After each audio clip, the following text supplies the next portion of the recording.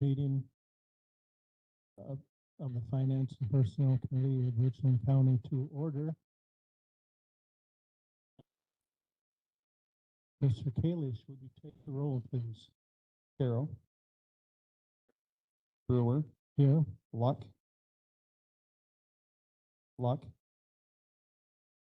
Melissa, if you're on. Yeah, I'm here. Sorry. I see her. Manning. Gacho. Turk. Here. Williamson. And Cooey. And you have a quorum. Sounds like we have a quorum. Thank you.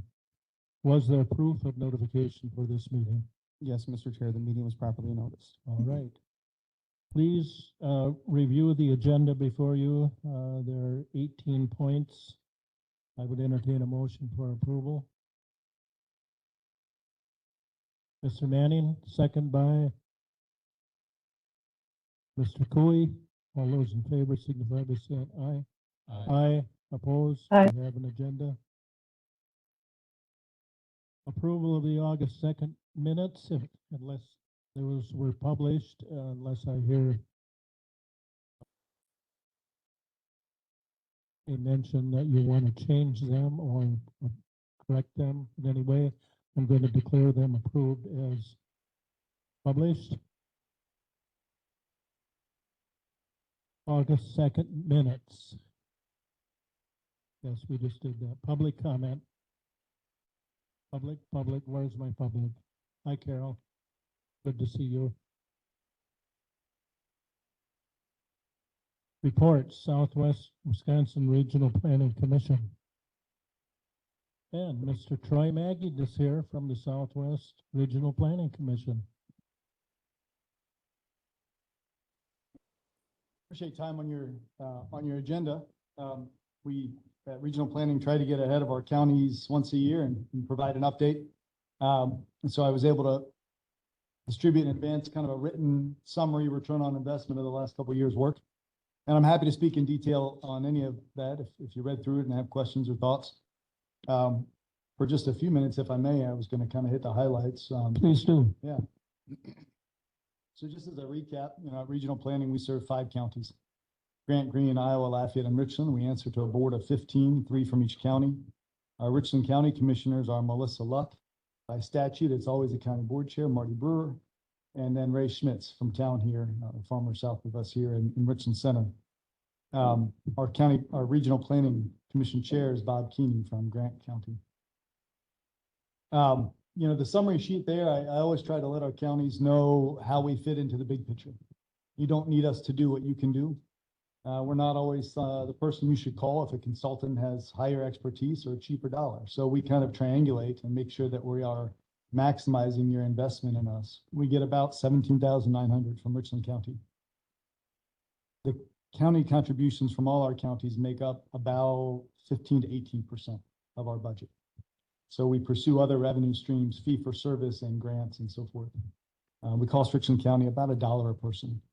And we're able to bring back about $1.81 to you in available services through our partnerships with the U.S. Economic Development Administration and Wisconsin DOT. The other thing I'll highlight on that cover sheet, we're a pretty small outfit with low overhead.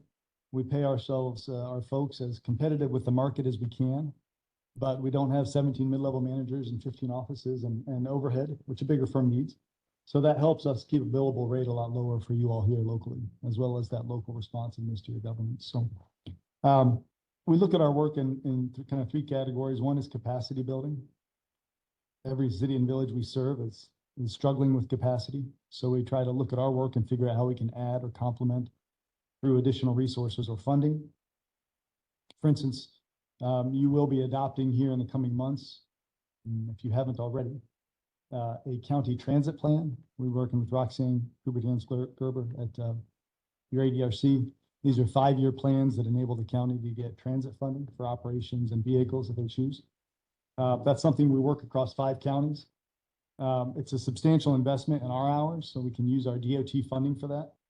That's something that your staff could do. You have the capability, but you'd have to stop doing a lot of work in order to do that plan once every 5 years. So we're able to work as a partnership there. We've been in touch with Josh Elder at Highway Shop. We know you're pursuing GIS work for what I would call the core fundamental GIS work of the county. The section corners work, the parcel analysis. We've reached out to Josh, as I don't believe the work that's being contracted will cover infrastructure maintenance and mapping. That's something that we can bring and help map that and put in there everything from install dates and sizes to potentially really replacement costs to help create capital improvements plans. This can be housed with you. We can hand over the data when we're done. It doesn't matter. But that's hopefully a good decision-making tool. And also tonight, as we speak, our local government service specialist is in Richland Center, talking to the Richland Center, I think Finance Committee, in fact, about how we can help them look system-wide at their operations and finances. They've got a really great leadership team, but there's been a lot of turnover and institutional knowledge. And the pace of change in local government has been pretty fast over the last, I don't know, 8 to 10 years. And so there's a lot of operational efficiencies that Misty has that she can help advise them on so that their administrator can be out in front where the administrator should be, as opposed to looking at a lot of operational efficiencies. So that's a lot of capacity building work. In economic development, we do the stuff, again, we don't try to do what Jason Glassbrenner does so well, the business retention expansion, the deals. We work at a regional level, for instance, with the Main Street Bounce Back program. We brought in about $270,000 for small businesses during the pandemic. We operate a regional revolving loan fund. We've lent out about $362,000 here in the county, which was leveraged for about $3.3 million in private financing. So third generation Richland Locker, we were able to be a part of his expansion down there, which is just a great business option. And I say we're able to be a part of it. We don't create the jobs, but if we can help these people with these vision, who offer these businesses, if we can be a part of their success, that's where we seek to be. The last thing I'll talk about is our planning services. Of course, we're regional planning. Some work that we have coming up. We worked with Richland County and your cities and villages in 2018 and 19 on a series of housing studies. We looked at the supply of housing, the age of housing, the cost of housing, your demographics, and so forth. And we rolled those out in partnership with Prosperity Southwest Wisconsin, which is a 6-county economic development group. We have proposed to update those for our 6 counties, Prosperity Southwest, 6 counties coming up. We learned some lessons from the last round. We're going to tweak some things. We're going to look at zoning. We have mapped and analyzed every tax increment finance district in the region. So we're going to have ready to go tools and financing strategies. And then we're going to go back to the partners that made investment decisions based on our first plans. So there's a place called Loris Estates in Dickeyville, about 20 to 30 units of transitional senior housing. We were at a Grant County Economic Development meeting and he held up our plan and he said, this is what I need to make investment decisions. And that was really great. Again, to be, he's got the vision and he's got the investment, but we can help folks make those decisions. That's where we seek to be. So we're going to return to those plans again. And we do have, I believe I'll be up here in a week or so to talk about this, the county's comprehensive planning. There was discussion of that moving forward. We of course help with your strategic plan. So the question is, what would a comprehensive plan do for you? We have some thoughts on that, some work outside of county government that are probably a value for the county to be involved in. City-county relationships, town-county relationships, some different things that a comprehensive plan like that could look at, as well as looking at the stuff coming down the pipeline. It's coming at us whether we want to or not. Climate change, AI, there's been a lot of in fact, the League of Municipalities had really interesting articles on ChatGPT and AI at local government. So we need to start thinking about that, whether we want to or not, because it's coming fast. So what does that mean for local government? How can we get ahead of it, use it, and so forth? And then building on the work we've been doing with Darren Gudgeon and Melissa Luck and others about resiliency in the county. We've been working with them on climate resiliency, economic diversification, economic resiliency, and so on. We've had some good private business partners at the table during those planning discussions. So we look forward to that conversation and see where it goes here in another week or so. So again, I don't want to take up too much of your time. I didn't have anything formal, but I wanted to kind of hit some of the highlights and see if there's any thoughts, anything you need us to do that we're not doing, or anything that maybe we can do. Troy, I just wanted to inquire about the comprehensive plan. When are you going to be done with it? As soon as we start. We had some conversations to recap that.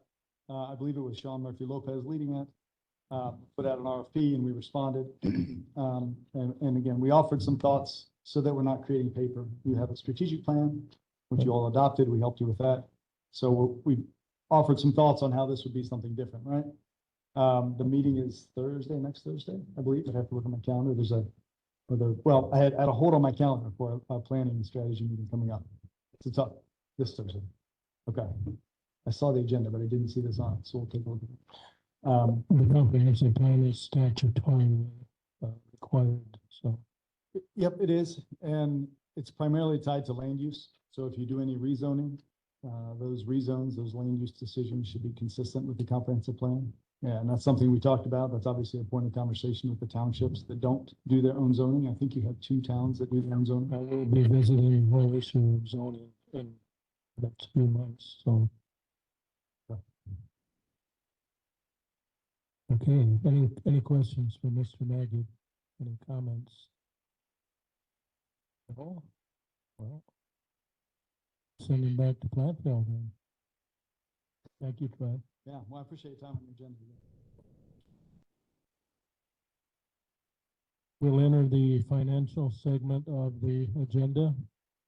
And number 8, discussion and possible action, 2024 preliminary budget.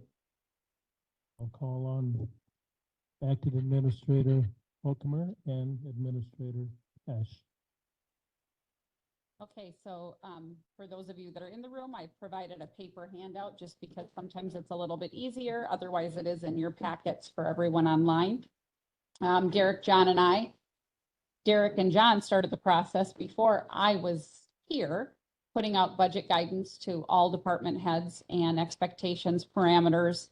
And then once I came on board, we actually had one-on-one meetings with all departments to discuss needs, strategy, what's working, what isn't, challenges, all of those things. So that was a very good process for me to meet one-on-one with everyone and to learn from them their feelings on their department and what their needs are, what their challenges are. Derek and John also participated in all of those meetings. This was very much a tag team effort this year on how to develop the new process and how to make it all work. John, anything to add? Okay. So with that, we'll just get right into it. So before Candace elaborates, the one thing you won't see here are the flow charts that I could never read because they were so small. So this I can read. Thank you. So yes, the goal was to make this a more simplified process that is giving you all of the pertinent and relevant data that is important for you to know as we move through this budget cycle. If at any point you would like to drill down on any of these items, we definitely have all of our working documents, but it didn't seem as a conducive use of our time to go through endless spreadsheets. And rather, we wanted to have an actual dialogue and a discussion about where we're at and how we got here. So the first big highlight is that, of course, we had the increase from the state in the shared revenue. That amounted to $803,000 in additional monies for the county to utilize, which was a significant impact to our overall budget. Additionally, we had an increase in investment income. Our investments are performing better than expected to the tune of $375,000. We had an excess bonding premium, and this bonding premium was from the radio tower project, and these funds have to be used to offset the debt service expenses. So that is where you will see those items plugged in, $321,899. You will also note that in order to make this a balanced budget, there were no general fund balance used, no contingency funds used, or no ARPA funds used. So we are in a significantly better place this year than we were last year. You will see that these forecasts include a 5% COLA and a step increase for all county staff. You will also notice that there's a reduction in our short-term borrowing for our capital improvement projects. This is a goal that has been set to eventually wean off of short-term borrowing if we can. And so it was reduced by $40,000 for the 2024 budget. That's a small baby step, but for right now, that's what we're comfortable with. Excuse me, Candace. Carol, would we be in our fourth cycle of short-term borrowing?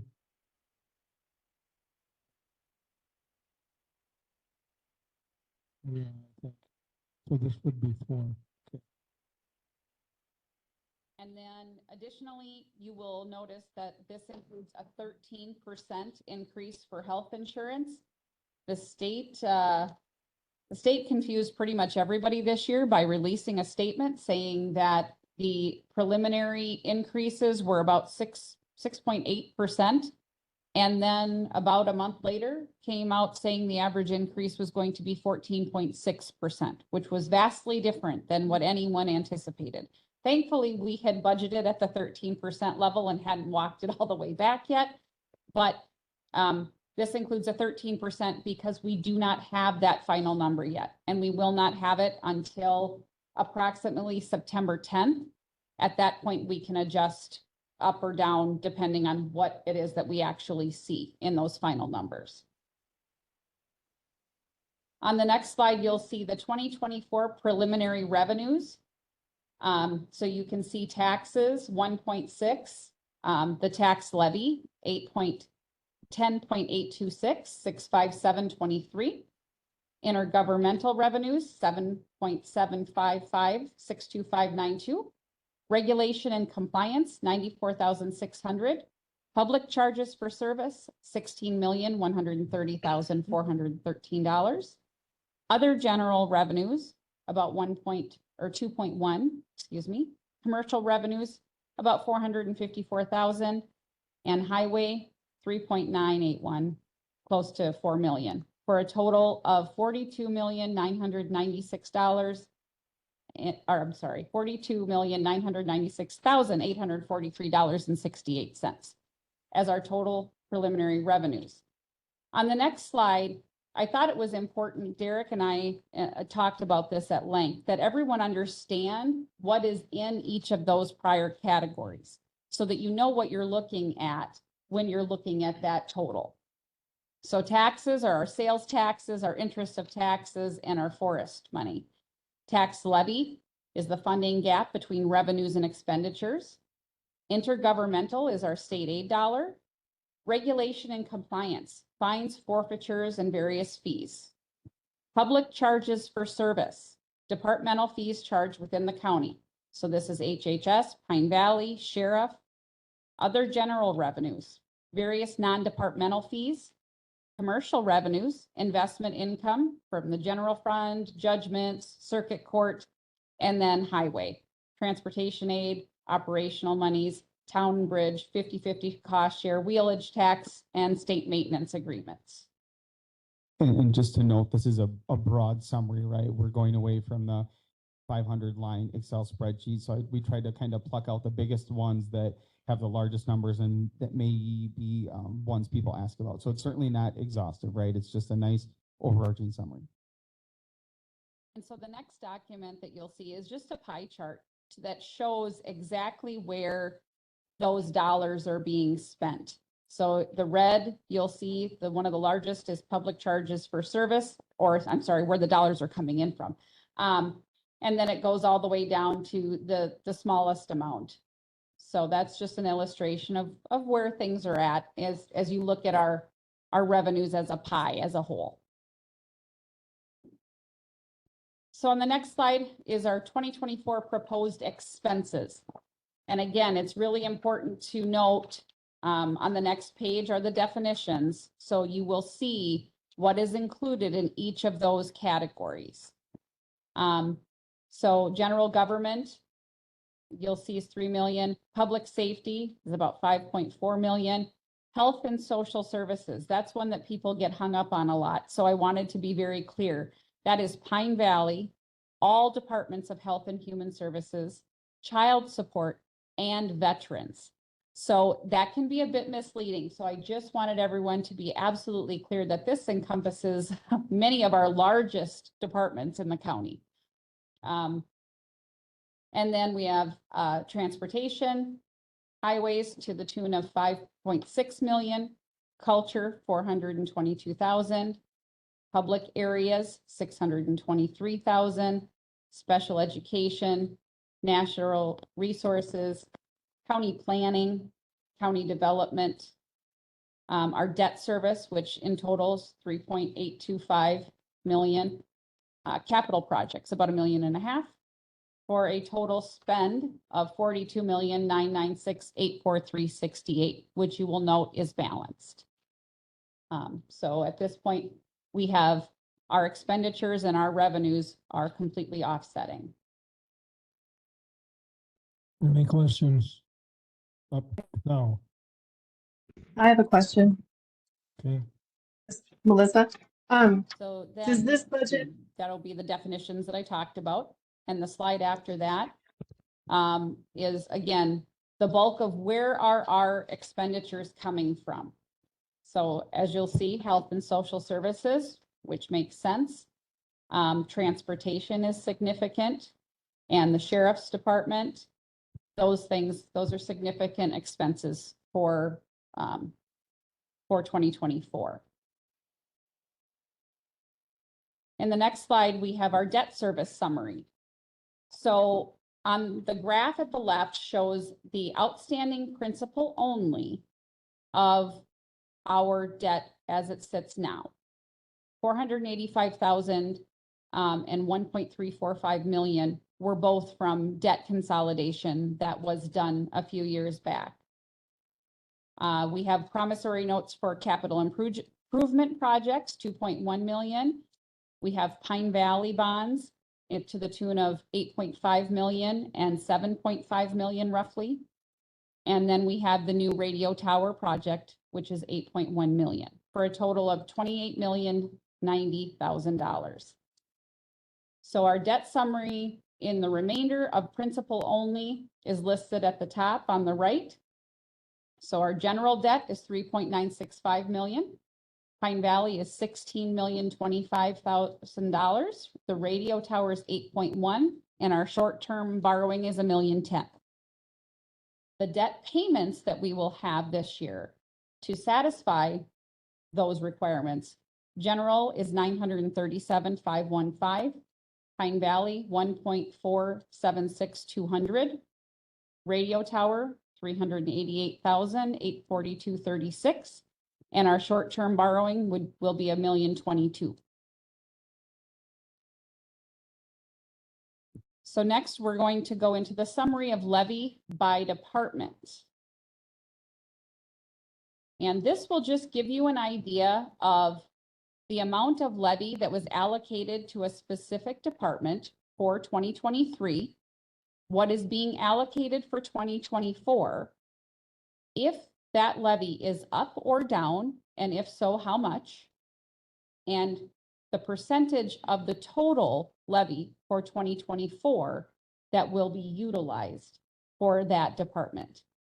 So as you can see, our debt service is 32.36% of our total levy for 2024. The sheriff's department is 37.12% of our total levy for 2024. I'm trying to look at the next largest area. You will see that there are some reductions as well.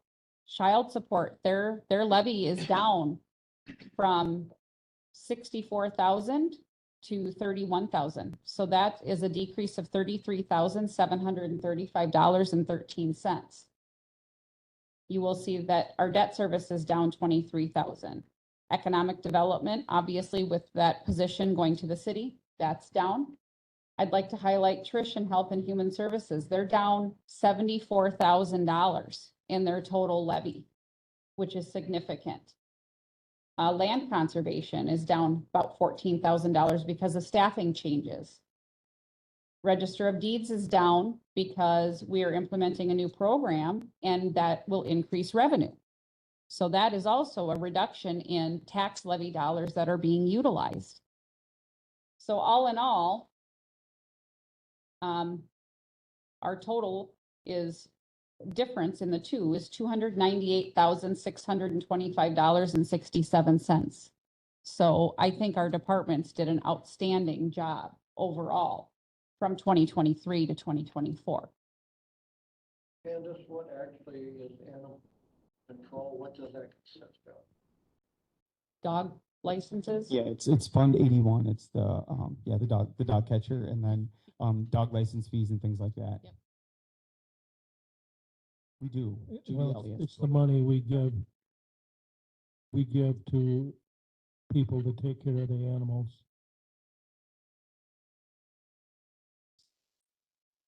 Yeah. Judy. Mr. Chair, I have a question when you have, Right.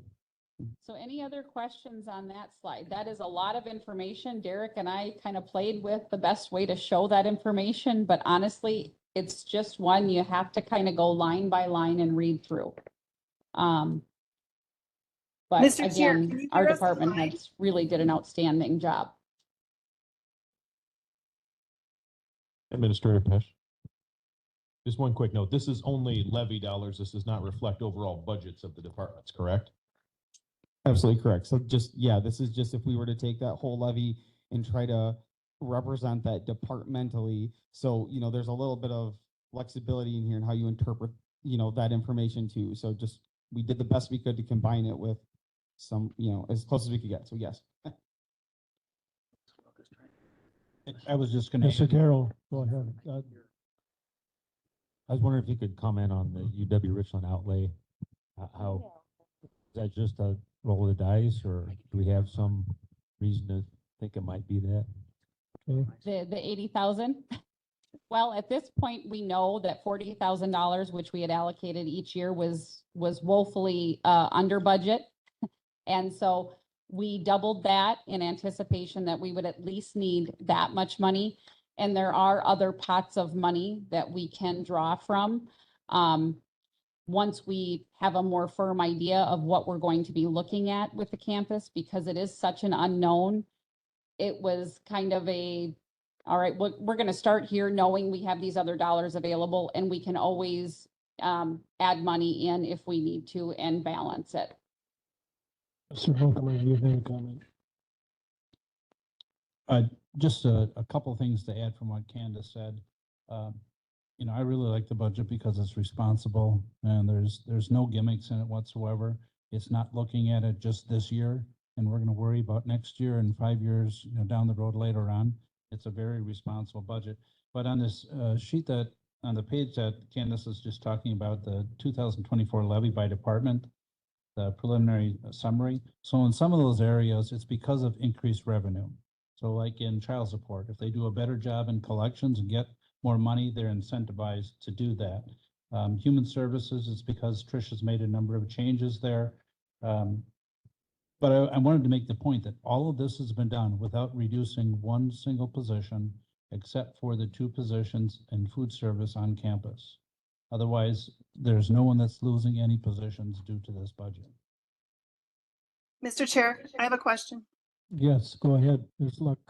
Mr. Hockemer, I believe that's not accurate. We're reducing the position in land conservation by half-time. So that would be a reduction in staff. And that was solely based on cutting budget last Correct. year. Melissa, that is correct. And I did state that when we were going through the budget that was reduced to a halftime position last year. But that wasn't, I think what John is referring to is the fact that we're not asking anyone to cut any positions going forward in order to make sure that we're balancing our budget. Right, just that position is still a full-time position. She has not retired yet, so Yes. technically the cut's happening. Yeah. My second question is, are any positions being added in this budget? As of right now, in this budget, the only added positions that were included were additional hours for fair and recycling and parks, and a job change for Carla. And at this point, that is under redetermination. So those dollars have been left in the budget as is until that committee makes a final decision on how we are moving forward. And then if that decision goes forward, those dollars would then be reallocated to another department for for a different position. So the jail administrator position is not included in this budget. My apologies. Yes, the jail administrator is included in this budget. Okay, so my What about question, Sorry. right, so I have a question just about procedurally. My understanding is that the board is responsible for determining the number of positions in the county. So how does that work where you've added it in the budget without input from the county board? Not that I'm against it, I'm just asking procedurally. Procedurally, good question. But procedurally, when the board approves the budget, if they approve it as presented, then they're also approving those positions. So that authority remains with the board. Okay, but if I hadn't asked, I'm not sure we would have known. So that's, I guess, I'm also looking at this from a transparency. You know, we've been working really hard to be more transparent with our budget. And I'm not sure that that's what's happening, that we're being more transparent. Well, I think we're trying to be as transparent as we possibly can. And we have thoughts on how we can even make that more transparent with some additional tools moving forward in future budgets. Okay, thank you. Mr. Carroll? Yes, Mr. Cooley. Institutional cost fund. See, it's flat. So what is that? That'd be Fund 54 and 44, so adult institutional and children institutional funds. So do we feel comfortable that we're not gonna increase that? And we're gonna reduce it, I'm hoping, is the goal. That's the goal. Yeah, that's what I was hoping for. Thank you. That one's been hanging around a long time. Oh, yes. Oh, yes, Mr. Chair. please. I just want to circle back to Melissa's point, and that was an oversight on my part to not include a slide or some sort of indicator on the jail administrator position. We did meet with the sheriff and have that discussion on what he thought was the highest priority for his department. And he definitely felt that this jail administrator position has been on the table for several years and had been tabled over and over again. And it is imperative to the operation of our jail that we have that position. And so with the funding sitting as it was this year, we felt it was the appropriate time to ensure that we funded and approved that position and that we presented that to you for approval. Oh, I completely agree. That position is definitely been a priority for many years that we've just not had the funding to be able to do. So I'm very happy that it's added. I just want to make sure that we're being very transparent and following our own procedures. Mr. Carroll? Do we also include for a finance director in this coming year? We also included a finance director and an HR generalist position. Those are both to be discussed later on Right, in this right. meeting, so that if But they they're are in the approved, budget that right they are budgeted for, correct? Okay. I was going to ask the same thing. So gotcha. So we, all the wage increases that we were hedging very, very strongly the last few months are included. They are So the included. 5% COLA, the step increase. Okay, I'm going to be facetious for just a second. How did we do it? If we haven't eliminated any, like, when I go out and explain this to constituents, like, what's the 2 or 3 sentences that I'm going to tell them? Increased shared revenue, increased interest income, and a one-time deposit, if you will, or a one-time offset to our debt service. Are the 3 things that really made a huge difference. In addition, you know, Tom's raising his hand and I know what he's about to say. Pine Valley has been able to offset their debt service by returning money to the general fund as well. Okay. And so with all of that being said, I can honestly say that the budget as it sits in front of you only utilizes $274,000 of the money that Pine Valley has been able to offset their debt service by. And it was significantly more. Okay. So So this is revenue driven.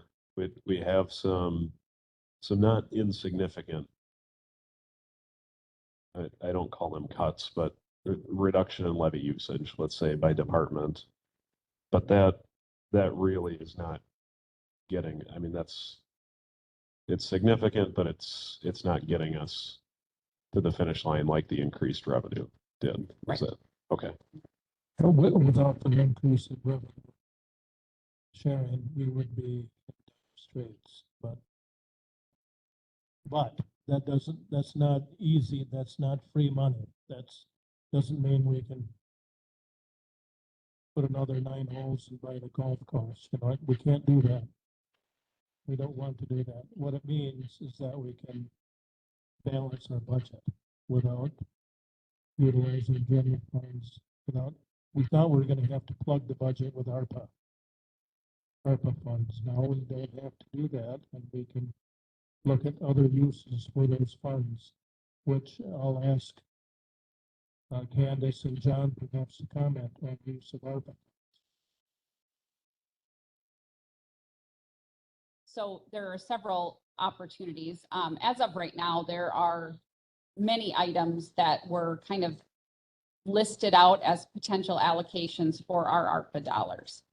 Part of that is broadband, and that's 2 payments of $295,000. They have not asked for that money yet, but we anticipate that they will. So we have removed that money from the table. Some of the other possible utilization for that money is the campus, because we have so many unknowns with the campus, and those costs could be potentially very significant, and they would be considered infrastructure, so they would qualify for utilization.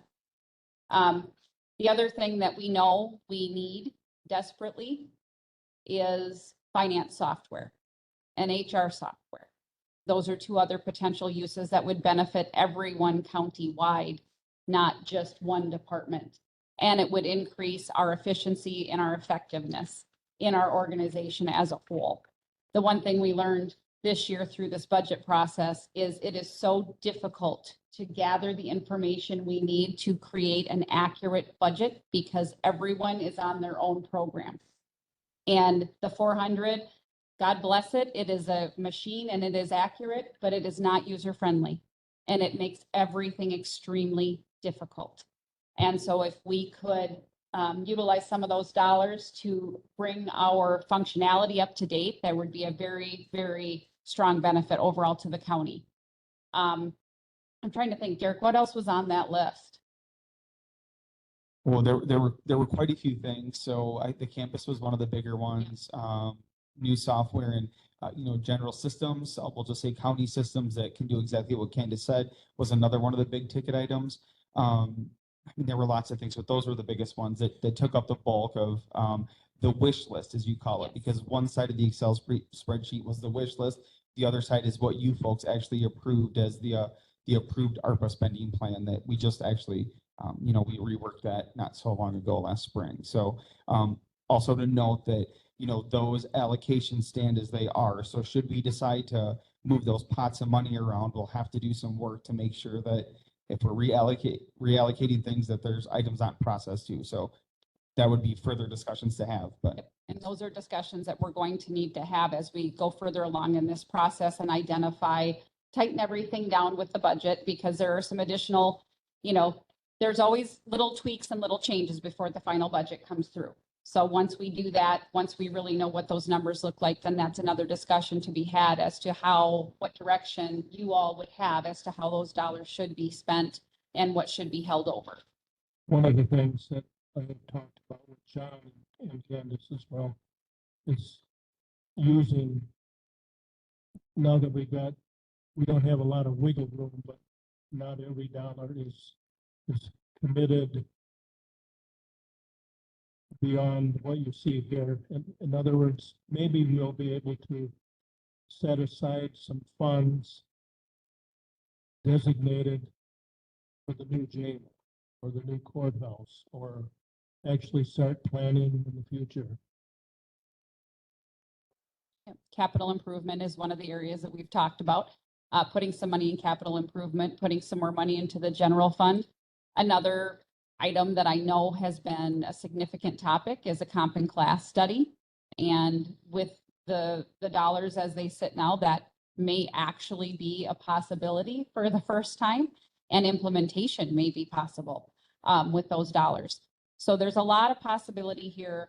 I think it's really going to be about all of us working together so that you can tell me what your priorities really are and what you would really like to see happen to strengthen us as we move forward. When we did the original compensation plan, through Carlson Detman 5 years ago, 6 maybe, 2018. So where was time ago? Anyway, we never really implemented that plan. Yes, we had slots and we fit people in them, but it was incomplete. And one of the reasons why it was incomplete is we could never fund it properly.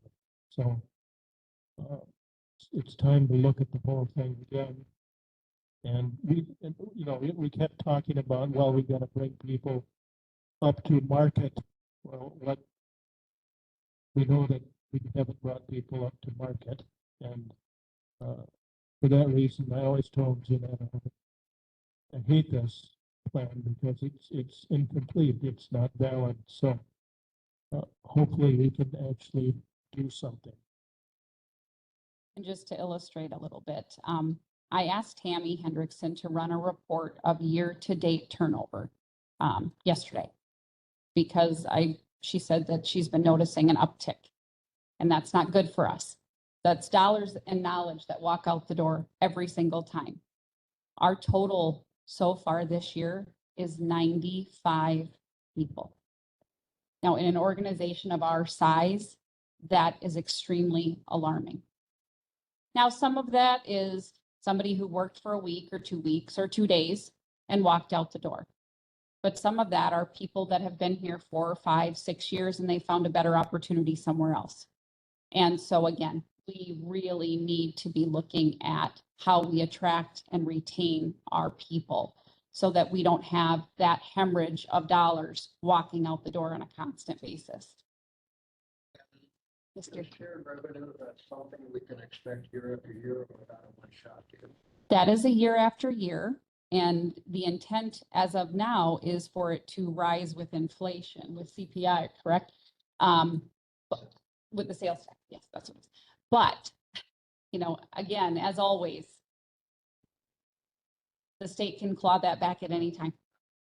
So, hopefully they sustain it at least at the base level. If those increases come, wonderful, that's that much better for us. But if they don't, and they at least fund it at this base level, that's really great for us. One other thing I wanted to add based on Supervisor Gutschall's question is Candace and Derek and I took a really hard look at county sales tax, the 0.5% that comes in. And we're looking at trends that were happening prior to COVID, during COVID, and now. And so the county was budgeting, Derek, if I remember right, it was 1.35 million. And now we did 1.4. 1.425. We added the solar thing with it.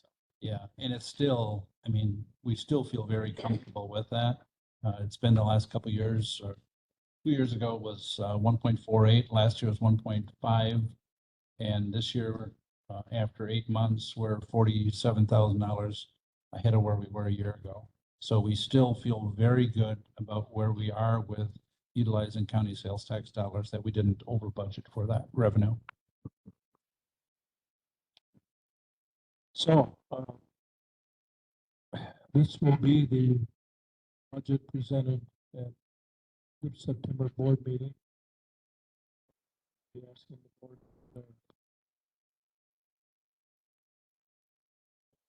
but then it finalizes in October, yes. But this will be carried to September. And the final will be in October. The public hearing will occur. So what you see before you is pretty much it. Don't anticipate any major changes. And I would just encourage any of you that have questions, comments, thoughts, suggestions, by all means, please let us know that. This is the first run at this budget. So if there are things that you would like to see done differently or presented differently or more information given, this is a good one as far as new positions. They're automatically there in my mind. So we can highlight those for the September meeting so that is everyone's aware of what's in there. So anything else, please let us know, and we will make those changes to make sure that we're presenting the most clear and transparent budget that we can. And if I may just comment on this process from a department head perspective, it was much easier to speak with just a small group of us. Not that none of us, not that I didn't want to talk to all of you friendly folks, but it was very beneficial for all of us to sit down and talk about these individual budgets in this like collaborative team setting instead of coming here in front of everyone and not really having a ton of time to really kind of weed things out. So it was very, I think, very helpful to Candace. I hope to learn more about these budgets and kind of see how all of these things fit together. We didn't necessarily have that opportunity before when we had our little 15-minute slot, but it really, there was lots of collaboration and just teamwork that went through this budget cycle. So I just want to comment, I think from an employee department head perspective, it was much more relaxed, and I felt that I could really like display my information and have that time to, explain my budget, whereas years before, that's not always the case. So just food for thought. Okay. All right. I think we'll move along in the agenda then. Discussion and possible action, initial resolution authorizing not to exceed $1,010,000 general obligation promissory notes for capital improvement project. And I'm sure Carol will be speaking, but So Derek took care of this, so I'm going to let Derek speak to this because it's his work. Okay, so this was a team effort with John and I actually shortly after he arrived. So again, this is for the capital improvement project. So you're all very well aware of the fact that we've been borrowing $1,050,000 for capital improvement projects through our discussions with department heads and just looking ahead as to what we really had to borrow for versus what we didn't. We were able to whittle that total down, a principal total of $1,010,000. So that was really just, again, collaboration and team efforts into really determining what needs to be borrowed, what things can be kind of put, off later, or do they really even need to be done? So John and I spent a lot of time with departments going through those capital improvement budgets, and we're able to, again, that $1,010,000 does include some of those fees as well. So that hasn't always been budgeted for historically. So we made sure that we were underneath that $1,010,000, and I know Carol and I spoke about that a couple of different times as well. So that is what you're looking at, friends. This is the basic $1,010,000 that we would do for capital improvement projects. There's a list of projects. Carol, I will let her expertise explain the kinds of what we're doing. But for those of you that have been around, this should be pretty familiar with you all. So she will discuss agenda items number 9 and 10. They kind of go hand in hand. So she will take care of both of those. okay, Carol Worth.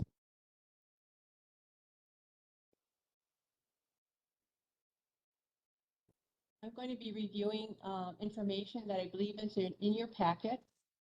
It's a report that is titled $1,010,000 short-term general obligation promissory notes financing for 2024 capital projects. This begins with a little bit of an education that I think you're pretty much familiar with, since this is like the 4th time that we're going through the process. But again, answering some of the whys are we doing this, going back to levy limits and the challenges that it presents for county operating budgets. Richland County is not the only county in the state that has taken on this type of a financing because of levy limits. And as you know, the limits are there to restrict your ability to increase taxes to pay operating expenses. So as that has happened over the years, more and more counties have been looking for ways to create some room inside their operating budgets. So what has happened is that they have taken out certain capital projects that in the past were part of your budget process.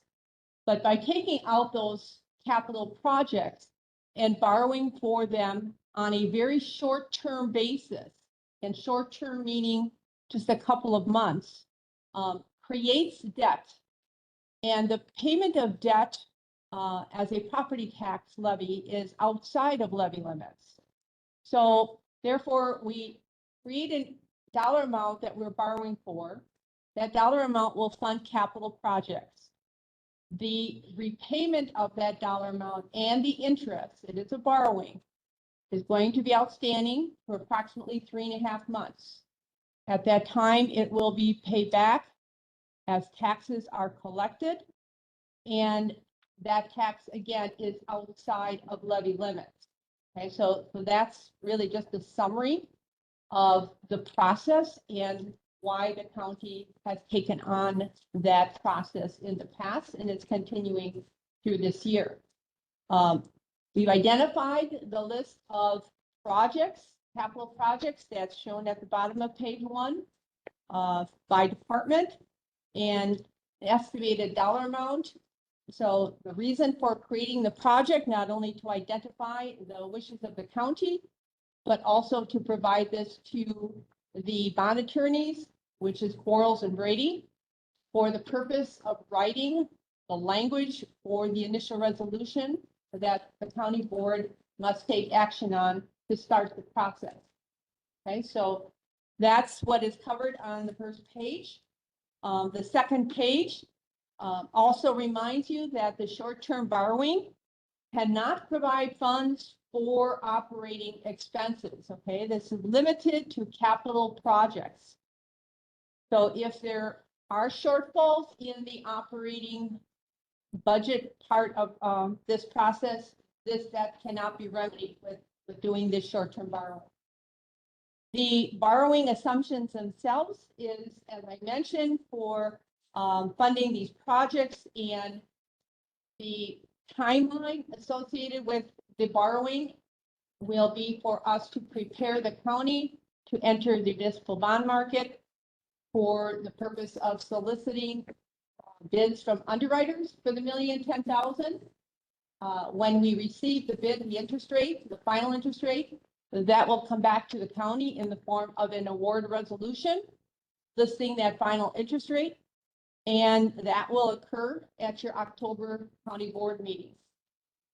The financing itself will close on November 21st. That means that that's the date interest will start to accrue. That's the day you receive all of the money at one time. The money goes into a project account, and you can earn whatever investment income that you can during the time that money will be spent. And that's investment income stays in the project account. As I mentioned, the total principal and interest is repaid on March 1st of 2024. So it's approximately 3.25 months of interest on the borrowing. And again, levy for outside of levy limits. The list of projects right now totals $988,250.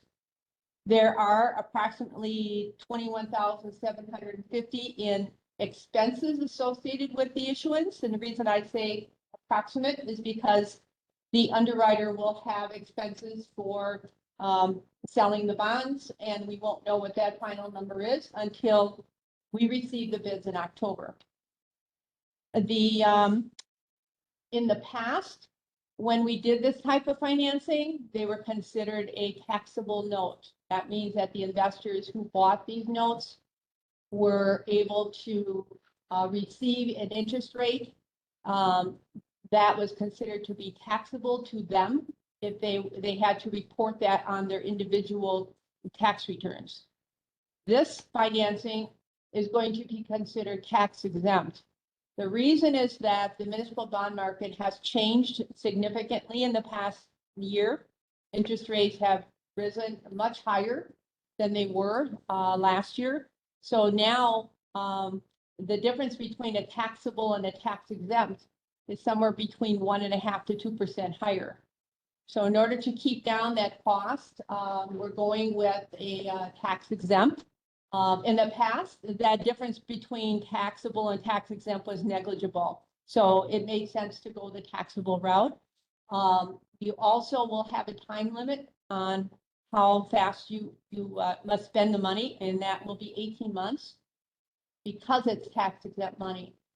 So that's the strings attached with federal arbitrage rules. If it's taxable, there's no spending requirements, okay? So that's one of the other major differences.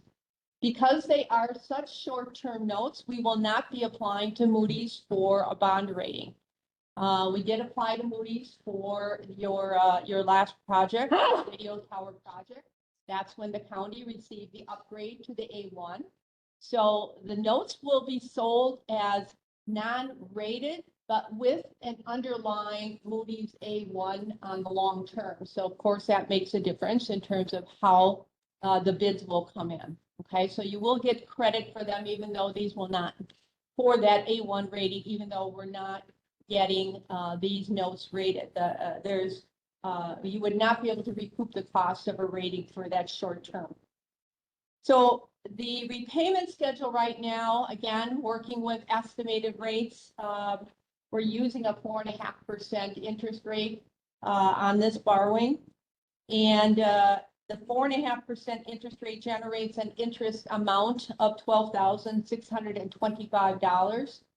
So taking that interest amount and the principal amount of $1,010,000 gives us a grand total of $1,022,625. If I take that number and divide it into your tax base number for 2023, your equalized value, that gives us a tax rate of 57 cents, which would be $57 on $100,000 of property value. Okay, so I'm just kind of isolating that calculation just to answer that question of what is this borrowing cost as a tax impact. However, the third page does show you all of Richland County's outstanding debt, and this means the county's purposes and Pine Valley's combined. So, and in the past, you had borrowed that $1,050,000 and the interest associated with that. So your total debt service for the 2023 budget was $3,530,596. Right now, the estimated debt service, which would include this borrowing for 2024 budget, is $3,503,194. So if the final rate comes in at the estimated rate, we should see that possibly a little decline. I obviously can't guarantee that. Market is extremely volatile. You know, one week I could tell you, yes, we're right on target. The next week I'd say interest rates are up this week. So of course, we cannot predict at this point. There's going to be a federal open markets committee meeting again in September. As you know, there's been thoughts both ways. Is the Fed going to raise the rate? Is the Fed going to sit tight? I don't think they're going down. If anything, I think the consensus is that the rates will not be coming down as soon as maybe others were hoping in the past. So, so we have to make it through that as well going forward. So that's the debt service picture as to what it looks like on page 3. The last page is talking about the initial resolution. Okay, every financing that a county board does must start with the process of the county board receiving authority to borrow.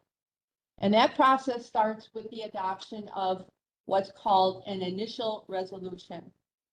Okay, that initial resolution is rather short, but it does describe the dollar amount as a not to exceed number. It also describes the purpose language and for what can that money be used for. So right now, your bond counsel, Quarles and Brady, drafted the purpose language by looking at that list of projects.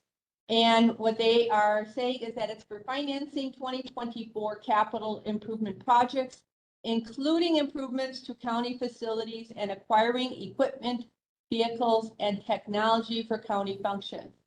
Okay, so that is their legal language for everything on the list. Okay, the initial resolution, because it is giving the county board authority to do a borrowing in the future. Okay, when you adopt the initial resolution, you are not borrowing money. You're giving the county board authority to do a borrowing in the future.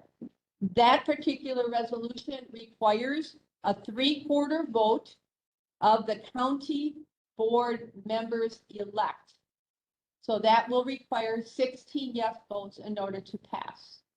Okay, if you don't have that, then you cannot proceed until you do adopt that. Excuse me, Mr. Carroll. Do you know how many supervisors we're gonna have at that meeting? I mean, we have a couple of vacancies right now. Well, we're gonna choose one this meeting. And one the following meeting, so. I asked the same question. Okay, all right. So again, as I think you know by now, that adoption of an initial resolution on its own does not commit a county board to borrow. It simply gives you authority to do the borrowing, okay? So just as a point of clarification. And that authority that you give yourself is good for a period of up to 5 years. All right, the timeline, starting with today's presentation, the next step would be to take the initial resolution to the county board on September 19th. And I will also be at that meeting for any questions or presentations that you would like. So what we need tonight is, we need two motions, one for the borrowing part of it, and then another authorizing Wisconsin public finance professionals to facilitate that. That's correct, and that's where our agreement comes in. We are registered as a municipal advisor with the Securities and Exchange Commission and the Municipal Securities Rulemaking Board. As such, we must enter into a contract. As your municipal advisor, we do have, we are required to act in your best interest. We are a fiduciary to the county, and so we are also required to list in that agreement if we have any type of conflicts of interest, which we do not. And we're also required to list if we do not. So they're all spelled out in there. The fee is listed in there, which is the same fee that we have charged the county for the last 4 years. It has not changed. And what we're doing for the county is providing the advice on the structuring, and we also prepare the document that's called an official statement. I know you've seen this before, but it is a booklet. It's a prospectus on the county. So this is the big ticket item here that we're preparing. And we just put that into the marketplace. We put it on several bidding platforms, and we contact bidders personally to try and encourage them to bid, answer any questions that they might have. And then we also coordinate with Quarles and Brady so that they prepare the necessary documents for the October 24th meeting, which is when you will be seeing a draft of an award resolution come through, but it won't have the sale results because we're going to take the bids that morning of the 24th. I will then coordinate that with Quarles and Brady as soon as we have the results. They will reproduce that resolution with the sale result, and I will bring that resolution to you that night. Okay. As I mentioned, November 21st is the closing. All money comes to the county, and March 1st of 24 is when the note itself is repaid. Okay. That is also my last page has the initial resolution itself, and again, in the title, it says you're authorizing not to exceed the $1,010,000. It should say tax exempt, general obligation promissory notes for capital improvement projects. And again, the first paragraph is that purpose language, which is then in the be it resolved language as well. Okay, these are general obligation, which means there are taxes levied on all taxable property. Okay. So I'll entertain a motion to Mr. Gatchell. Do I have a second? Seconded by Turk. Additional questions? All those in favor signify by saying aye. Aye. Opposed? Okay. Then I will entertain a motion authorizing a municipal advisory agreement and then having the public finance professionals facilitate that for us. Both resolutions are included in the documents before you. I will entertain that motion. Mr. Carroll, seconded by Mr. Cooley.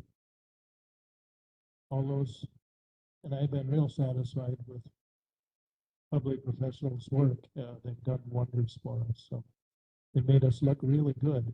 Now we're a little bit better, so it'll be easier. Maybe easy.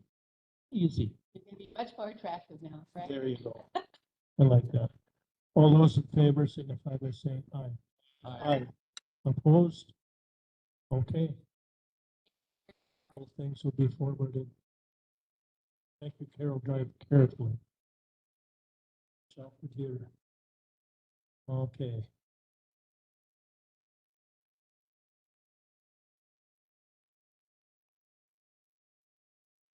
Too slow. Okay.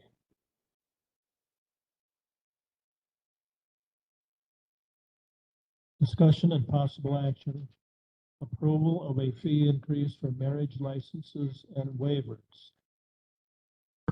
Mr. Kalish? Okay, so this is item agenda number 11 in your packet.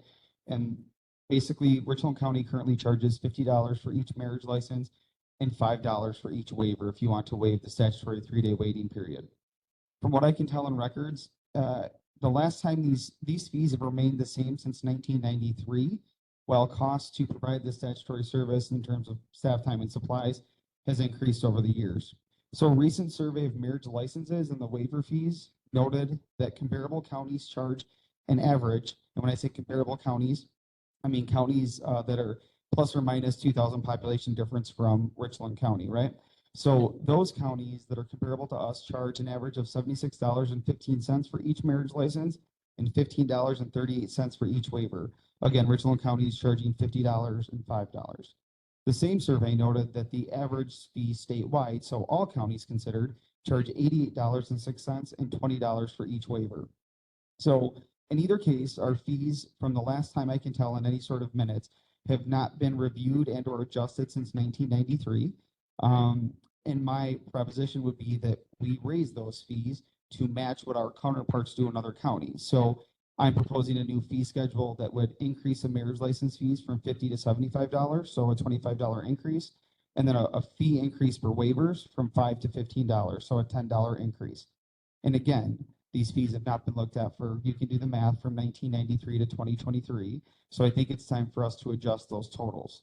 And as we were looking at, our budget, we were tasked with looking at fee schedules. I know that's something Candace, John, and I will be putting together very soon. And yes, I could have waited to do this, but with my 2024 budget, I built these fee increases in to then accomplish a few different costs. So as I just said, these were included in my proposed 2024 budget. The additional projected revenues for raising these fees vary slightly, and again, to make us comparable with counties of our nature, the $2,760 would be used to offset the salary cost and really assist in the reduction of the overall amount of tax levy used for the county clerk's office. So if you look at my departmental tax levy, you're going to notice a $109.13 difference from last year to this year. And part of that is simply increasing these fees, not because I want to charge people a ton of money, but I mean, we can remain competitive. These fees can actually be more. I can charge more, but I don't want to do that, but I still want us to remain competitive with counties of our nature. So my request is simply that if you look at the resolution there, that we increase those fees from $50 to $75 for a marriage license and a fee waiver from $5 to $15. There was an act that was recently passed which allows any couple seeking a marriage license to go to any county clerk's office in the state. So people, regardless of whether they live here or not, they can apply for a marriage license anywhere.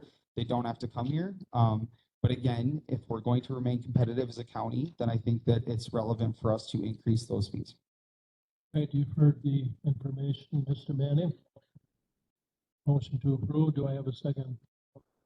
Seconded by Mr. Cooley. All those in favor of the increased fee schedule as outlined by County Clerk Kalish signify by saying aye. Aye. Opposed? Okay, does this have to go then to the county board for final? Yeah, so the state vital say yes. Okay. So yes. All right, you'll see it again.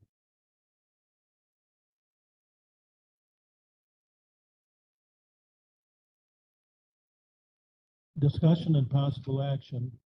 Review bids and possible approval of sale of tax deed property. Orion parcel number 020-4212-4200.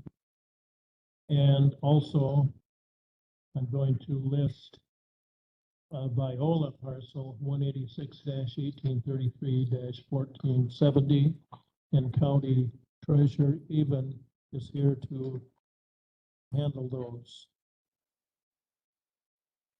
I am here. So, the bids were turned in. We received 4 bids in total by my math. None of them have any detail on which parcel it is.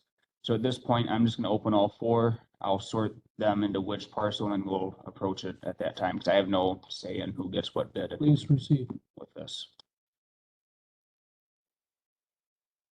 So for those of you listening at home, Treasurer Even is opening the bids right now.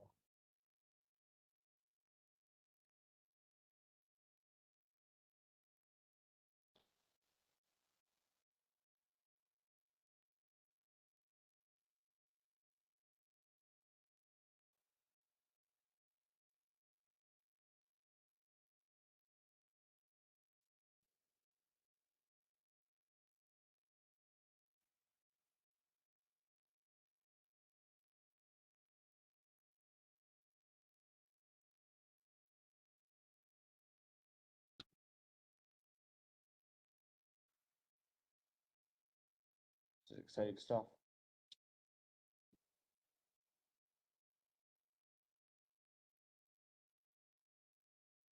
Not yet.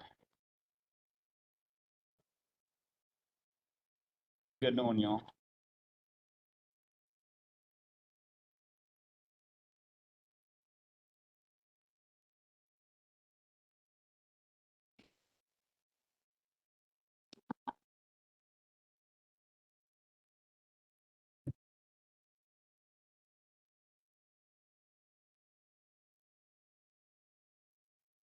All right, we got 2 and 2. Which one would you like to go with first? Well, the way they're listed, I guess would be appropriate. Orion? Orion first. That's right.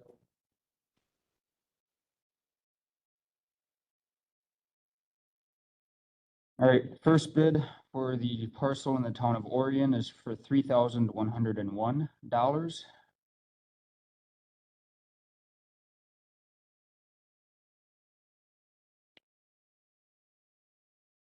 The second bid for the town of Orion parcel is $2,750.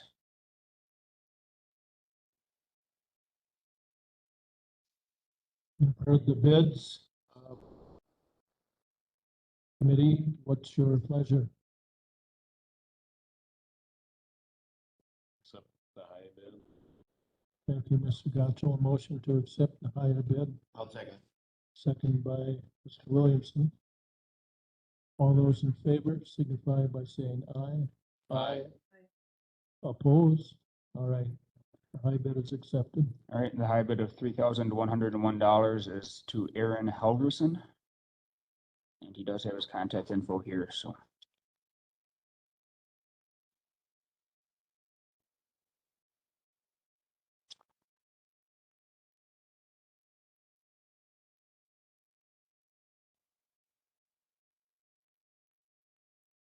All right, first bid for the parcel in the village of Viola is for $6,550.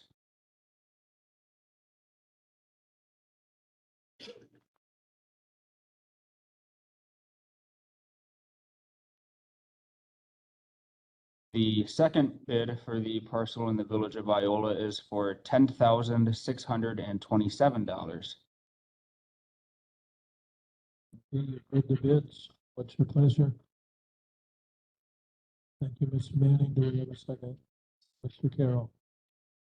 All those in favor of accepting the higher bid property in Viola signify by saying aye. Aye. Opposed? All right, the bid of $10,627 goes to Seth Voltner.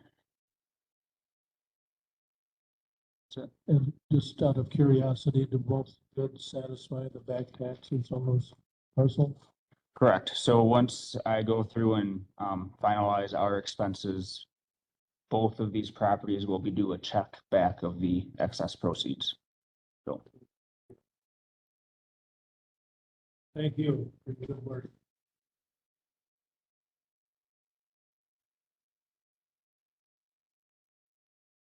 Takes us down to the personnel section of our agenda.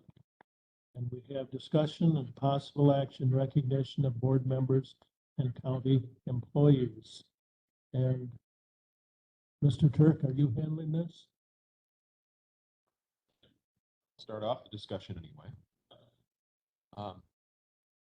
It has been practice in the past when folks who have gone off the county board, typically happens at election time, but has happened when folks step aside and resign, that the board pass a resolution recognizing their service and thank them, and mail out a copy of it, and it shows up in the minutes, and that's about the extent of what we've done. I think a couple of times, Marty, weren't there times when like plaques were presented, but not always? Right. Um, Well, I think the plaques, we all threw in $10. Yeah, so it was a collection on the board members have tried to, and in many cases, those were for folks with multiple years of service to the board. In I recent think history, using the last plaque, they got to level my dining room table. Say it. and in recent history, we haven't done much of anything to commemorate those that aren't serving on the board anymore. And so, with the recent resignation of Sean Murphy Lopez, I suggested we bring forth a resolution, and we did, and passed that at the county board level. And there was a desire expressed to have a discussion of whether we want to make this an ongoing practice again, or how exactly we would like to handle it. That's the reason for it, is my understanding, showing up on the agenda. Yeah, thank you. And I know Clerk Kalish and I have talked about this, and he knows how I feel on this issue. But he did recommend, rather than doing this individually, perhaps each year, we could do a general resolution thanking everyone for their service, and maybe giving the years of service or something, a list of people. Derek, you want to elaborate? Yeah, sure. I suppose we can make this this process as complicated as we want to, by recognizing each individual, throughout the year, or just one time at one time, one point of year. I think December's nice, but I think the important thing is just the consistency of it for not only whoever we're honoring, but also for all of us, so we know how we're functioning, right? So it does get a bit tricky if there's no process in place, and we all like processes. So what I think would, if we can clean that up, or at least have there be no question on who gets a resolution and who doesn't, for the simplicity of not missing anyone or unintentionally hurting someone's feelings or what have you. So that's what I would like clarification on from you folks, is if I know that we need to have resolutions, then I can have them ready, but I don't want to miss anyone either. So I think showing appreciation is good. We were just talking about staff turnover and things like that. So I think it's nice to give credit where credit's due, but where do we draw that line? How do you folks want to handle that? So I think this probably requires some study, further discussion, perhaps a comparison of how other counties do it. I don't know. Mr. Turk, elaborate. Speak for me. I think, as Clerk Kalish has described, we could try to come up with as complicated a process as we wanted, trying to find a way to conveniently acknowledge the service of those. And I'm guessing, Derek, in the context of those who completed their service. Yeah, that's what I would say. That would be the way I would think of it too. And do that once a year and keep a running list so we don't miss anybody. And I would, if you would like me all to, I can contact the counties that are comparable that I always use for comps when I'm looking at stuff, and see how they handle it. If you'd like me to look at that for the next meeting, I can have that ready. If you want me to go that far, that's fine. Yeah, thank you. I mean, a county supervisor recently deceased, and Marilyn Marshall was a county supervisor for many years, and should we recognize her? I have no problem with that, but Yeah, and I have no problem with that either, but I mean, like, there's going to be a case where unless you live here, you're not going to know that individual. So you know what I mean? We're not going to know everyone. So I think there needs to be a Most people don't know her. I think Dave does and I do. Sure. The rest of them don't, so. Yes, I was just gonna mention, as I was reading through the county board rules, Rule 14I, it talks about retirement resolutions, and it says the county board will only consider resolutions commemorating the retirement of county employees if the employee is fully vested in the Wisconsin retirement system at the time of retirement. So having said that, that would require becoming fully vested, you have to have at least 5 years of service in, with the county. And it doesn't really state anything regarding county board supervisors.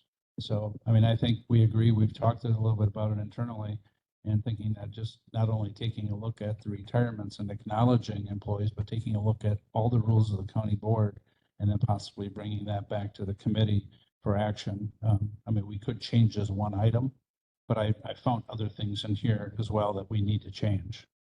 So however the committee wants to move forward, we will do that. I think that we should refer the matter to staff.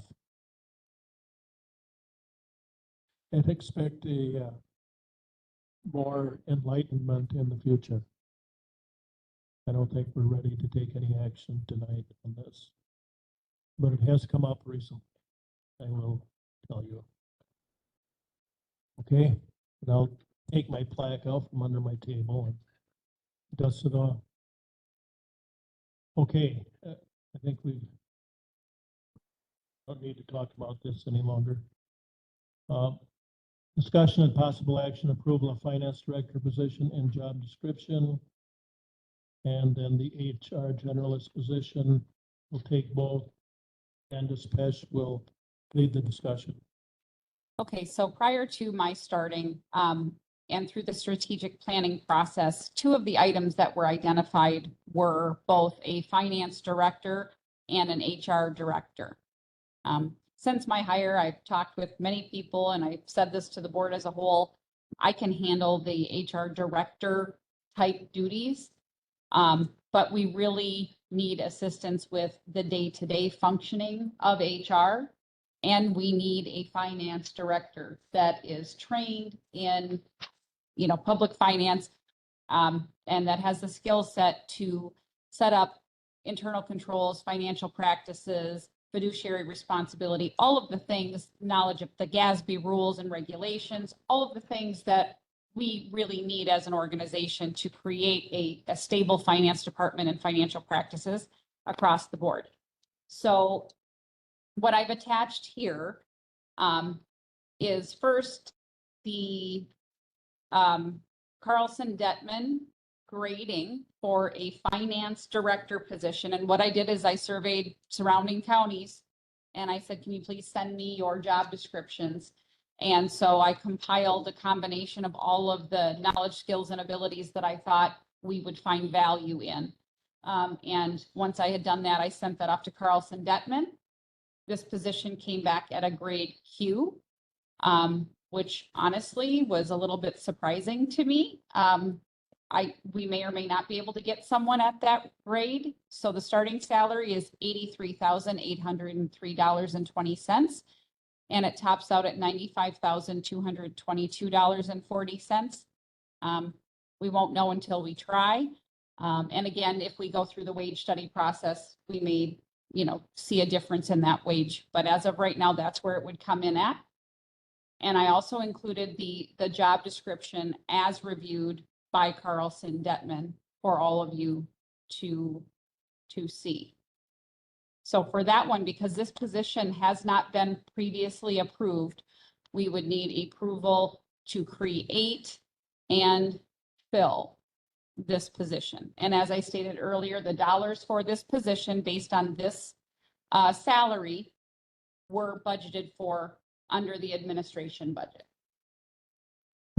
Candace, we've gone back and forth on this issue. At one time, we thought it was easier to go out and buy financial help on a consulting basis, concentrate on the personnel side of it. Then you walk in with all kinds of HR experience, and you're willing to take on that responsibility with help. Understandably so. So now we're back at the position of approving the finance. And we had one once, and I know that Tammy handles that now. But to me, this seems like a logical progression for us.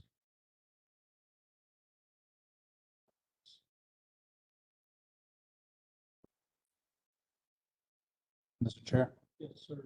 just from being here and observing the last, 4.5 months now, I can tell you that both of these positions are a must for the county. They should be of the highest priority.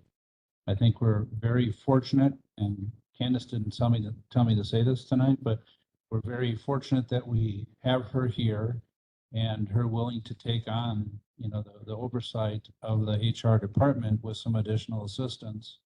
But I can tell you that in the last 4.5 months that I've been here, there are too many things that we're not getting to. There are so many priorities out there that we haven't even touched yet because we have not had the ability to do. And that's, Candace is doing her best. I've been doing what I can do. And I'll tell you, without Derek's help, we'd be in big trouble. So, I strongly recommend that you look at this. And I know it was in your strategic plan that you already discussed. You're going to do HR first, then the finance director. Things changed, I think, now with Candace being here. But I can tell you that you cannot allow things to fall through the cracks. And there are things that are falling through the cracks. So I would strongly urge that you support both these positions. What positions have been budgeted for? Would you like me to speak to the HR position as well? Or I thought you maybe wanted to take them separately. Well, a question I had is how would we go about hiring this finance person? Would we have to do a search? Would there be additional revenue that we'd have to hire to do a search? Or can we simply place ads in some of the appropriate places and get response? We've discussed this, and I think we go ahead and we place ads strategically through our associations, the Wisconsin GFOA.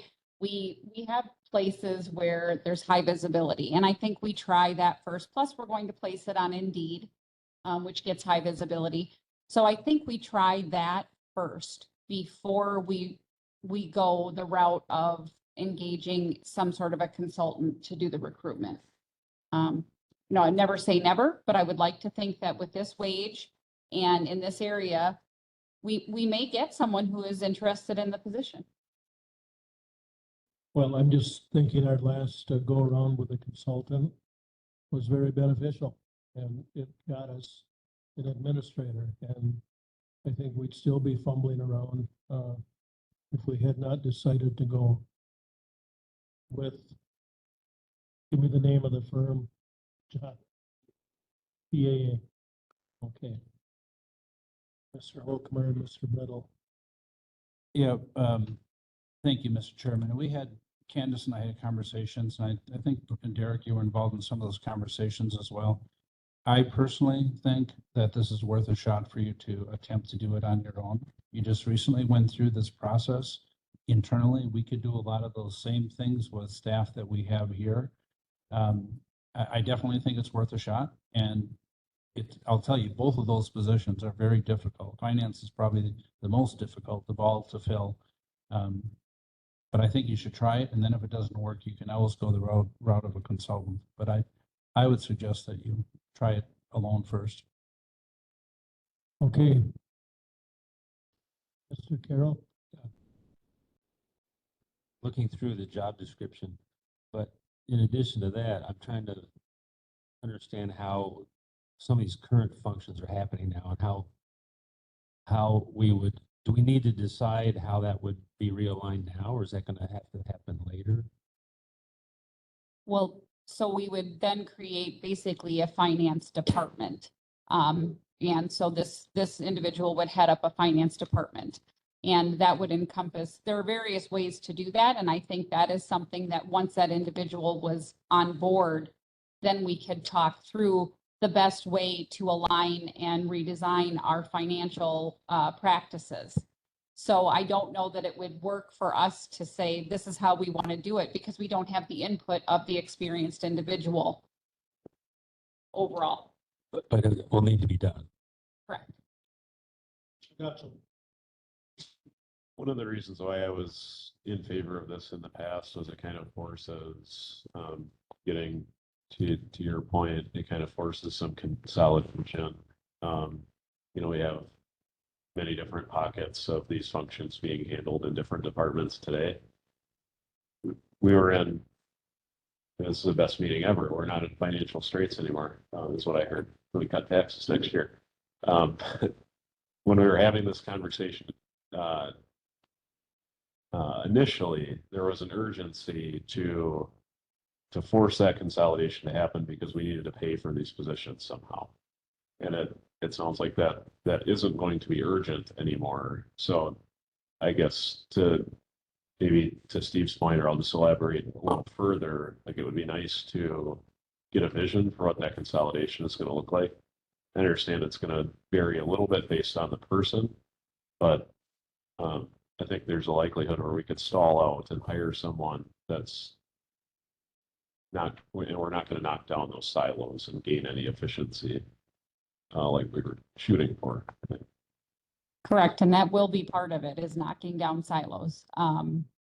We have, what I envision, truthfully, is a centralized finance department with satellite finance people, if you will. Highway will still have a highway accountant, but they will report to the finance director and the accountant. And this is how I structured it. Was structured in my prior county, and it worked extremely well.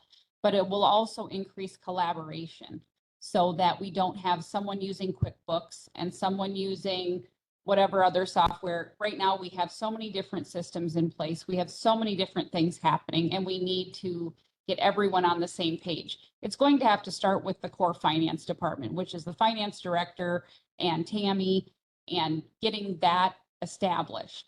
And then we'll slowly have to transition people in. This is not something that can happen overnight in a one-size-fits-all sweeping change type of manner, just because of the fact that it's going to take time to establish all of our practices, determine what sort of software we're going to use, develop the general ledger, develop all of the things that we're going to need in order to function.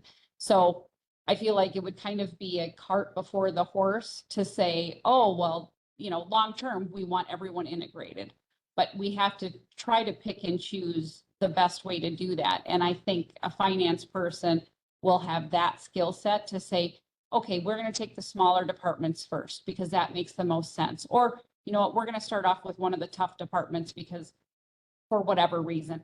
And so I think that's why that dialogue and those decisions are really important to have with the individual that we're putting in the role, because they're going to have a knowledge base and a skill set that I don't have.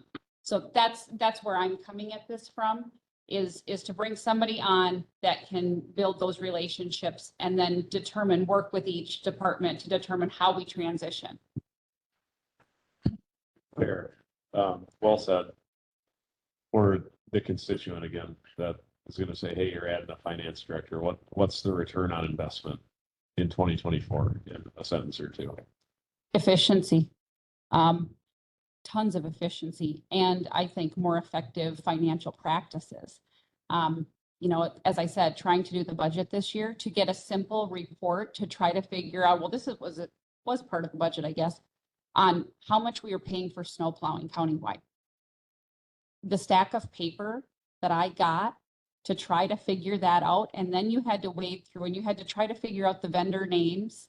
You had to try to determine how many times they had been there over how many months. You couldn't just pull a report and take a look. I had my former finance director send Derek a template of a tool that we were able to use that it basically feeds in from financial software so that at any point in time, on any given day, you can drill down to a specific line item, like overtime, health insurance, telephone costs for a specific department, and see where the expenses are at year to date, and then a 10-year look back on what those expenses were. Imagine the efficiencies that will bring to us in our budgeting process. Imagine the efficiencies that'll bring to our department heads throughout the year, as they can in real time see exactly where they're at, exactly what their revenues look like and what their expenditures look like at that moment in time. That's the efficiency it's going to bring to us. That'll enable us to make better financial decisions, know if we're a little under budget, over budget, if we need to make tweaks throughout the year, all of those things. So I think it's absolutely invaluable, especially in a situation like ours where we're really trying to get our financial house in order. I think that that is an integral stepping stone to that. Recalling the budget as presented, $42 million, I think, is the figure. How can you run a $42 million operation without a finance person charge? So it's quite obvious. Mr. Chair, if I may just comment real quick. Mr. Kalish. All right, so 3 things come up from that conversation. One is that we are historically reactive instead of proactive, right? The county's historically reactive. We've never had the chance to be proactive, or at least given the tools and or resources and or time to be proactive. So this is what I would think that position would be that person that can solely, aside from everything else going on, because the folks that are handling this right now, there's other duties that we have to do, right? So when we're doing these duties, those duties are set aside and everything just stacks up. So you really do not have the time or the resources or the bandwidth to do anything except be, reactive and or try to maintain status quo. So proactivity is the biggest thing that comes to mind when we have this. And then obviously that leads into no time. We're all doing lots of various things and everything just stacks up. So the other thing to remember is that the powers that be decided that once the county clerk's current term is up, any associated finance duties go elsewhere. So this is a decision that's going to have to be addressed at some point very soon, right? Because we structured the way that the county clerk's office is. So we all know how that was handled historically. Well, that's going to change with the next term in 2025, right? So this is a decision that's going to have to be made. And if we're already into 2024, friends, so just as a reminder. Okay. Any other comments, questions? I'm going to ask. Yes. Just listening to the discussion we've had so far, will this result in, quote unquote, return on investment? Like we'll see dollars saved, not necessarily, but will this be an important step to make sure we don't screw things up and cost ourselves money in the long run? I think absolutely it will be. Okay. Thank you. We're looking for a motion to create and hire a finance director position as presented. Mr. Williamson, do I have a second? Mr. Gotcho? All those in favor signify by saying aye. Aye. Opposed? Okay, now the personnel assistant. So when I started, as you know, I had an assistant upstairs.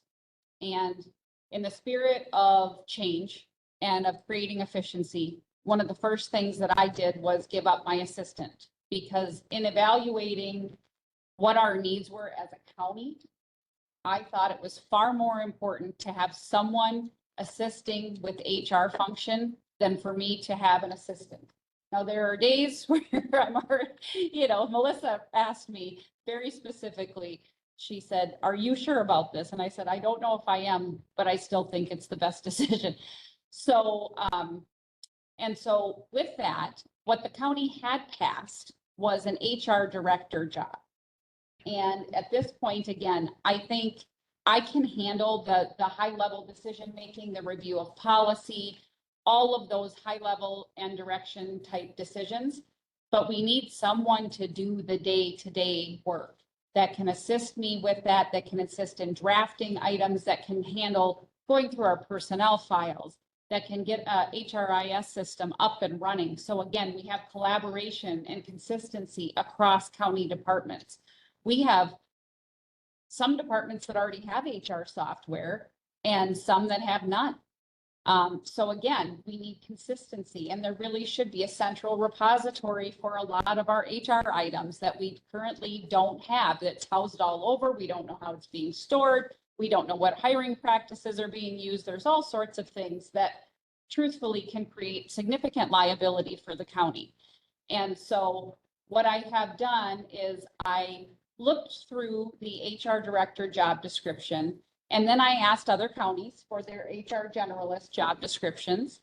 And this, I also looked at what Tammy Hendrickson does, because she does a significant portion of some of this work. That woman's doing 3 jobs right now, and I don't know how she's getting all the work done, to be perfectly honest. So this will also take a huge weight off of what she is doing. And so we made sure we weren't doubling up on a bunch of those duties. There'll be backups created through this process, which is also something that would be wonderful, because as Tammy is going on vacation in a week, we have no one that can do what she does. No one knows that system because it's such an archaic system. So again, this will go a long way to improving our functionality countywide.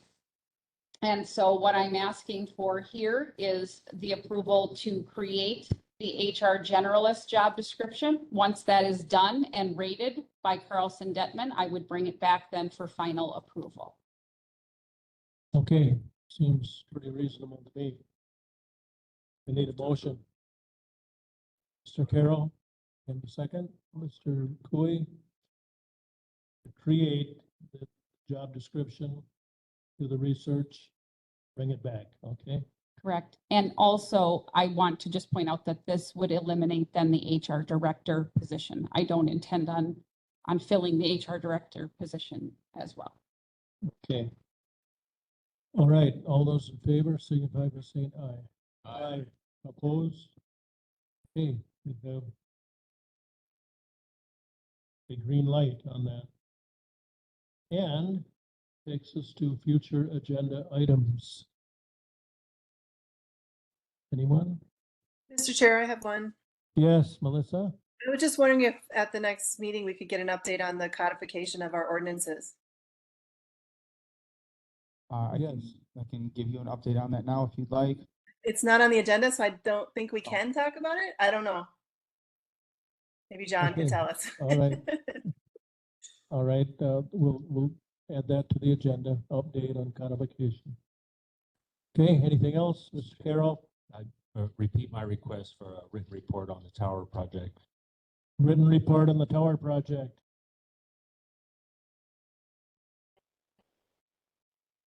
Beg pardon? Send that request now. Thank you. Thank you, Barb. And thank you for being here tonight. I know that it was, it's all my fault. I'll take full responsibility. Okay, takes us down to number 18, Mr. Manning. Move to adjourn. Do we have a second? Yeah. Mr. Carroll, all those in favor, signify by saying aye. Aye. Aye. We are adjourned. Thank you. Thank you.